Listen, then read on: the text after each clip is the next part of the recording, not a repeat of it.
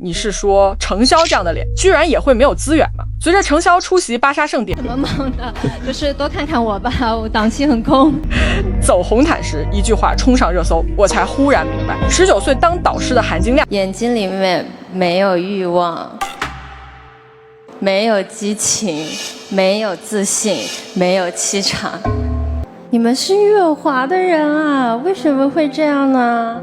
震驚他直言不諱的同時，有人會說他已經夠火了，可如果帶入的是粉絲視角，只會覺得遠遠不夠。程瀟14歲就孤身前往了韓，明明是团裡年齡最小的孩子，卻靠着一次次后空翻，開創了一個屬於自己的時代。在海外 K-pop 裡，他是第一個被官宣的中國籍中心位，是公認的藝人奶全團，被韓網官方封為第3代人間芭比。可誰能想到，這手王炸般的開局，回國後卻被打得稀巴爛。1998年，程瀟出生在深圳一個普通家庭，5歲起就在把腿翻過頭頂的疼痛中長大。10年中国舞的童子功，把要強刻進了骨髓。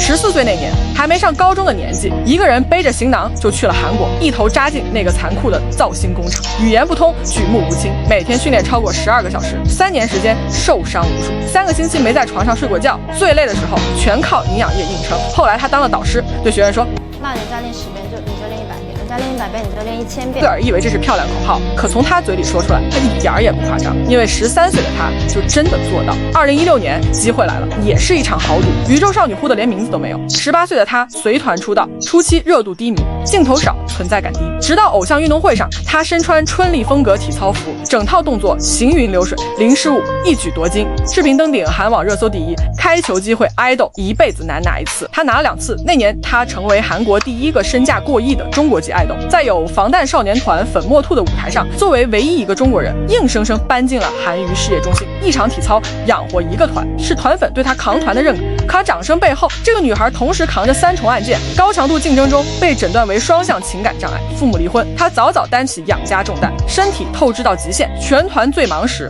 一周只能睡幾個小時。韓娛對外籍藝人始終有看不見的玻璃天花板，他清醒地認識到，繼續留下只是消耗。18年，處於巔峰的他做了一個很多人不解的決定，只身回國，只因身體已被透支到極限。他轉身坐上偶像練習生導師席，那年才19歲，比很多練習生都小，可年紀最小，臉最甜，話最狠。面對范丞丞的失意，壓迫感至今讓人記憶猶新。沒有人在現場反駁他。回國後，舞蹈功底也沒懈怠，每一場舞台都發揮到極致，連路人都會替他遺憾。如果有更多舞台，他本應該更好地展示才華。然而，最諷刺的是，當程教練自己走進劇組，idol 的肌肉記憶點卻成了最大的絆腳石。習慣了找鏡頭，習慣了表情管理，讓他顯得眼神空洞，像個木頭。天行之路，你微笑時很美等劇集，他因演技青澀和劇本爭議成為眾矢之的，被嘲 AI 演技毀劇專業戶，被罵最狠的那年，這個曾經眼裡有光的女孩，肉眼可見的暗淡了下去。可她沒辯解，沒賣慘，面對質疑，